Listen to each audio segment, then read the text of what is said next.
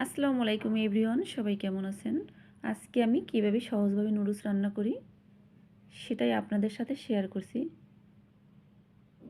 আমি পেঁয়াজটাকে একটু ভেজে 2টা ডিম দিয়ে দিচ্ছি। আমি সবজি নুডলস রান্না করব।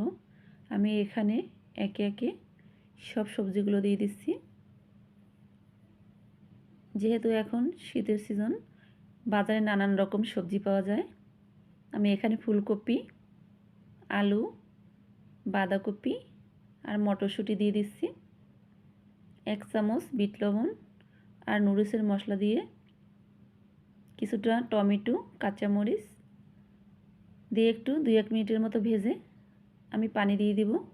পানি দিয়ে আমি নুডলস দিয়ে একটা ঢাকনা দিয়ে ঢেকে দিব সিদ্ধ হওয়ার জন্য।